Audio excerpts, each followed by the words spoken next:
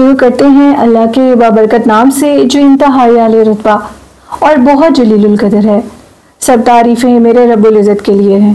सलातो वस्सलामु अलैका या सय्यदी या रसूल अल्लाह सल्लल्लाहु अलैहि वसल्लम। स्केरी उर्दू टेल्स के मोअज़्ज़िज़ नाज़रीन को अस्सलामु अलैकुम।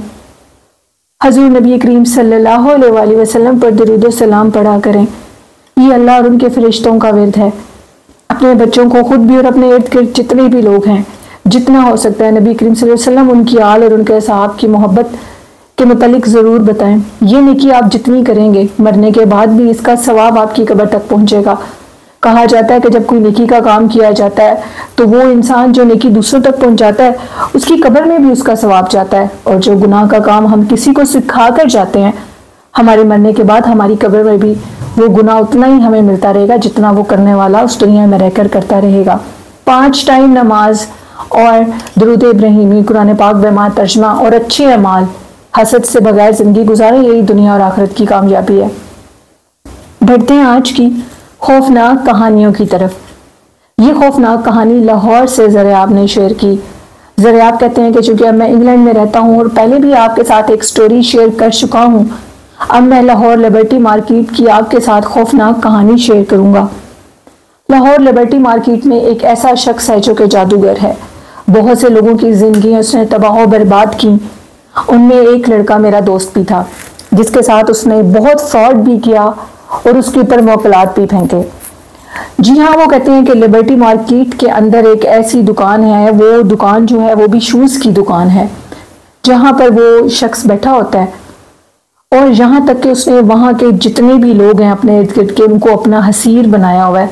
वो उसके इस कदर उसके लिए दीवाने और उसके लिए पागल हैं कि वो उसकी हर बात मानते हैं। लेकिन वो काला जादू करता है, काले जादू के जरिए लोगों को अपने वश में करता है, उनसे फिर काम करवाता है और उनको नुकसान भी देता है।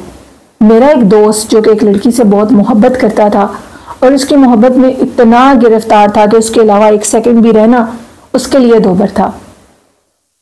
न जाने किस बदकिस्मत घड़ी ने उसे उसके साथ मिलवा दिया, उसको पता लगा उसका। और जब उसको वो मिलने के लिए गया, उसको उसने देखा, जो पिक्चर मैंने उसकी देखी उसमें अपने सर के ऊपर उसने एक बालों का जूड़ा टाइप किया था जैसे खवातीन करती हैं, लेकिन अपने जो सारे जो सर के बाल थे उनको मुड़वा कर उनको ख़त्म करके ऊपर थोड़े से बाल थे जिनका उसने वो उसको जूड़ा वगैरह करके, और जो उसका दिखने में अपीयरेंस थी वो इंतहाई नामुनासिब थी। कहीं से देख कर नहीं लगता था कि वो शरीयत के मुताबिक कोई काम करता हो। उसको देखने के बावजूद, जो कि हमें भी उसने उसकी तस्वीर दिखाई और बताया कि मैं इस शख्स से अपना काम करवा रहा हूँ, हमने उसे सख्ती से मना भी किया लेकिन वो हमारी कोई भी बात मानने को तैयार नहीं था। वो शख्स उसको मुख्तलिफ किस्म के तावीज़ात देता था और उसकी शादी भी उससे हो गई थी। और शादी के बाद फिर उसके ऊपर उसने तरह तरह की मुसीबतें डाली, और उसमें सबसे बड़ी मुसीबत ये थी कि वो कहता था कि तुम अपनी बीवी को मेरे पास लेकर आओ और अपनी बीवी को एक रात के लिए मेरे पास छोड़कर जाओ। ये बात वो क्यों करता था, इसके पीछे ये राज था कि उसके काले जादू की वजह से, काला इल्म करवाने की वजह से उसके माली हालात इतने खराब हो चुके थे कि वो खाने पीने से भी तंग पड़ चुका था। जिस जगह पर वो जॉब करता था उन्होंने भी उसको निकाल दिया। हालात इस कदर तंग और मुसीबत ज़्यादा हो गए, अल्लाह की लानत बरसने लगी और अल्लाह ने उसको लानत का मुर्तकिब कर दिया। और वो काले जादू जो करके उसने उस लड़की से शादी की थी, क्योंकि वो उसकी किस्मत की थी, अगर वो काला जादू ना भी करता तो वो उसको मिलनी थी, लेकिन अल्लाह ने उसका इम्तिहान लिया और वो उस इम्तिहान में नाकाम निकला। अब उसका कहना था कि अगर तुम एक बड़ी जॉब चाहते हो और तुम चाहते हो कि तुम्हारा काम हो जाए तो तुम अपनी बीवी को एक रात के लिए मेरे पास छोड़कर जाओगे और उसके फौरन बाद तुम्हें कोई अच्छी जॉब मिल जाएगी। और मियाँ बीवी ने इसके मुतालिक सारी बात एक दूसरे से की और वो इस चीज़ पे रजामंद हो गए। वो कैसे रजामंद हुए वो अल्फाज में आपकी स्टोरी में बता नहीं सकता। और वो अपनी बीवी को उसके पास एक रात के लिए छोड़ आया। एक रात के बाद छोड़ने के बाद जब वो वापस आ रहा था तो रास्ते में उसका इतना भयानक एक्सीडेंट हुआ, जिस एक्सीडेंट में उसकी नीचे वाले धड़ की जो हड्डी थी, जो भी वो बैकबोन थी, वो टूट गई थी। उसकी बीवी इस चीज़ से लाइलम थी और सुबह जब वो घर आई तो घर में बच्चे रो रहे थे और खामिद घर पे मौजूद नहीं था। बच्चे माँ को देखकर अपनी माँ के साथ लिपटे और कहा कि बाबा का रात को एक्सीडेंट हो गया था। मेरे दोस्त के पास चीखो पुकार करती वो उसकी बीवी पहुंची और उसने उसको सारी बात बताई और कहा कि हम पे अल्लाह का अजाब नाजिल हो चुका है। उसके साथ इतना बुरा हुआ कि उस जादूगर ने उसकी बीवी को भी उसके खिलाफ कर दिया और उसको डाइवोर्स उस लड़की ने उससे ले ली और उसने उसी जादूगर से शादी भी कर ली और उसको इसी हाल में तड़पता हुआ छोड़कर चली गई और ये कहने लगी कि तुम्हारे यहाँ तो मुझे कुछ भी नहीं मिलेगा और मुझे तुम्हें छोड़कर जाना है और मैं अब उसी के साथ रहूंगी जिसने मुझे इतना कुछ दिया। वो जादूगर उस लड़की को पैसे भी दिया करता था और उसके यहाँ 2 बच्चे भी थे जो कि दोनों बेटे थे और वो अपने बेटों समेत अपने खामिद को छोड़कर उस जादूगर के पास चली गई। और आज तक मेरा वो दोस्त जिसकी हम लोग हेल्प वगैरह करते हैं जितनी हम लोग कर सकते हैं, तो वो कहते हैं कि वो आज भी ऐसे ही है और उसके हालात ऐसे ही गुजर रहे हैं। वो एक चारपाई पे है और उसके जो पेरेंट्स हैं उनकी मदर की डेथ हो चुकी है और उसका जो बाप है लड़के का वो उसकी कफालत करता है, उसकी खिदमत करता है।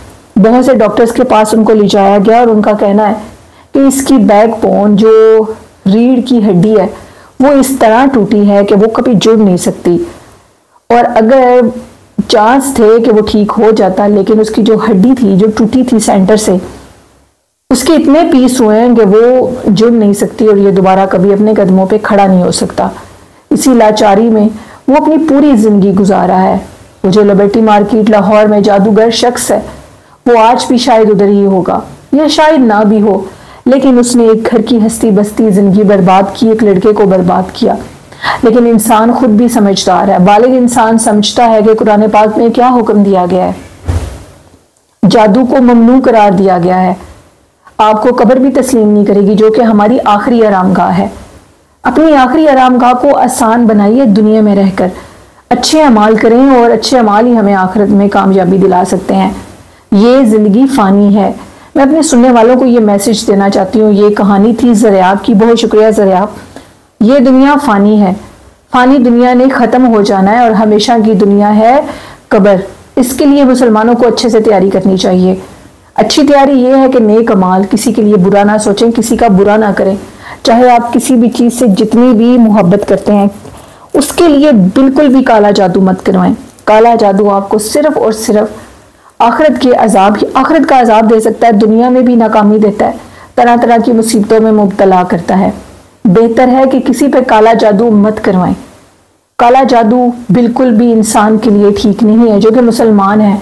बाकी भी जो हैं मज़ाहिब उनमें भी काले जादू को नहीं पसंद किया जाता। तो अल्लाह पाक हम सबको इसके शर से बचाया, आमीन।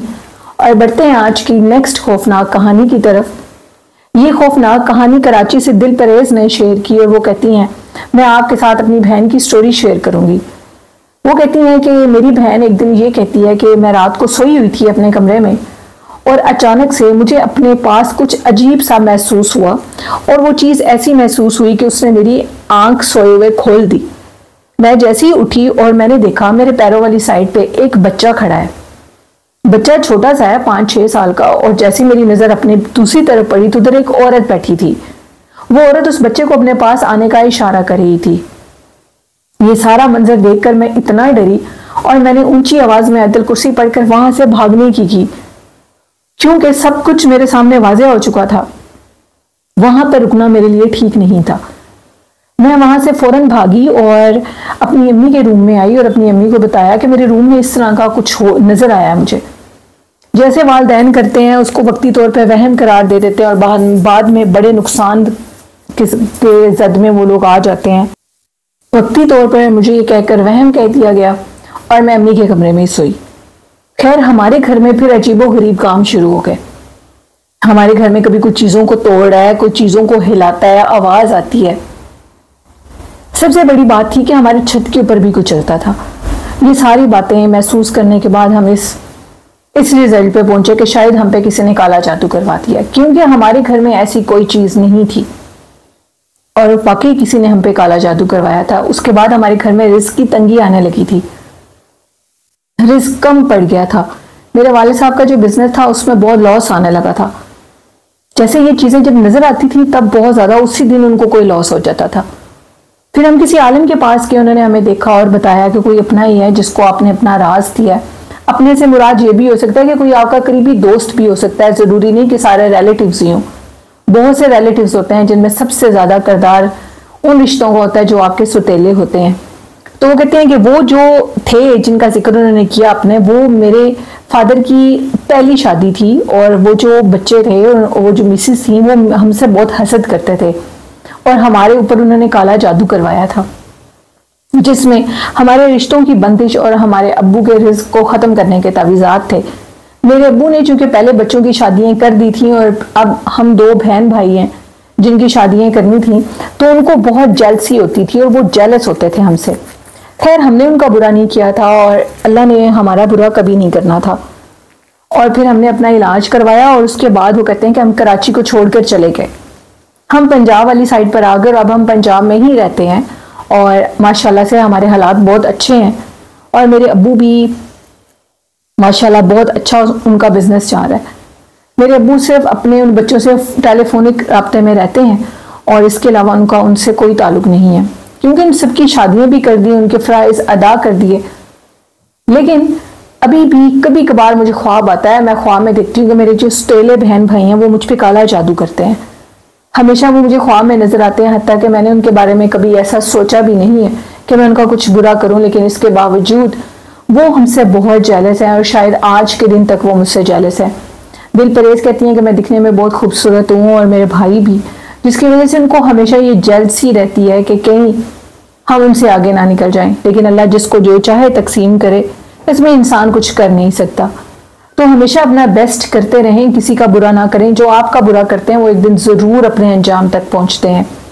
अल्लाह ये मत समझे कि अल्लाह अपने बंदे का बदला नहीं लेता। अल्लाह अपने उस बंदे का बदला ज़रूर लेता है जो अपने साथ बुरे किए हुए का बदला ना ले, तो अल्लाह उसका बदला खुद लेता है। जिसका जज अल्लाह बन जाए उसको फिर क्या ज़रूरत है किसी और की। तो ये दिल परेज की कहानी थी। वो कहती हैं कि हम बेसिकली सबको यही बताते हैं कि हम कराची में रहते हैं, लेकिन मैं आज भी अपनी एग्जैक्ट लोकेशन किसी को नहीं बताती। बहुत शुक्रिया दिल परेज अपनी स्टोरी शेयर करने के लिए। तो बढ़ते हैं आज की नेक्स्ट खौफनाक कहानी की तरफ। ये खौफनाक कहानी मेरे साथ आलिम ने शेयर की, आलिम खान ने शेयर की और वो कहते हैं कि मैं पेशावर में रहता हूँ। सर्दियों के दिन स्टार्ट हो चुके हैं और पेशावर में मेरे ख्याल बहुत सर्दी है। रातें बहुत ठंडी हैं और सुबह भी बहुत ठंडी होती है।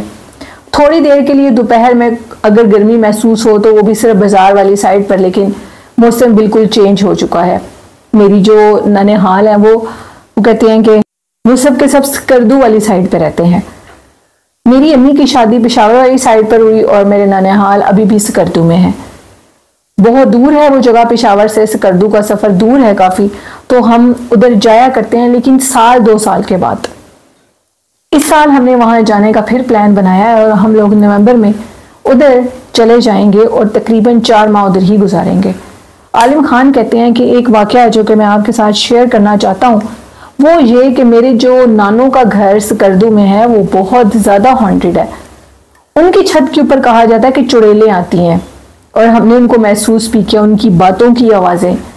अगर हम नीचे वाले रूम में हैं तो ऊपर छत पर ऐसी बोलने की आवाज़ है जो कि समझ से बाहर है, लेकिन वो आवाज़ हमें सुनाई देती है लेकिन हम समझ नहीं सकते कि वो कहती क्या है। अजीबोगरीब आवाज़ें, दरवाज़ों पे दस्तक का होना और सर्दियों के मौसम में उनका जो लॉन है इंतहाई बड़ा है। उनका घर इस किस्म का है कि उनके पत्थरों के बने हुए घर हैं और उन घरों के अंदर भी पत्थर हैं। सर्दियों में वो घर बहुत गर्म और गर्मियों में बहुत ठंडे होते हैं। मेरी नानों के घर के 4 कमरे हैं और आगे आप ये सोच लें 1 से 1.5 कनाल के ऊपर एक बड़ा लॉन है जिसके अंदर बड़े बड़े दरख्त भी लगे हैं। उनके दरख्तों के ऊपर भी कहा जाता है कि जिन्नात का बसेरा है। जिन्नात रात के टाइम अपनी मौजूदगी उधर जाहिर करते हैं। नानों के लॉन के अंदर कुछ खवातीन को देखा जाता है, वो उन्हीं दरख्तों के नीचे बैठी होती हैं और जब उनके करीब जाकर देखा जाता है तो उधर कुछ नहीं होता, लेकिन वो मखलूकात किसी को कोई नुकसान नहीं देती, बस वो अपना आप जाहिर जरूर करती हैं। जब भी हम नानों के घर जाते हैं तो मगरिब के बाद हम लोग उनके लॉन के अंदर नहीं जाते। बरामदे बने हुए हैं उन कमरों के आगे, जो कि उन्होंने 3-4 साल पहले ही बरामदे बनवाए। उन बरामदों के अंदर भी चिक जिसको कहते हैं लकड़ियों की बनी होती है वो आगे फेंक दी जाती हैं और अंदर आग जलाकर बैठा जाता है। क्योंकि कमरों के अंदर इंसान इतनी देर नहीं रह सकता।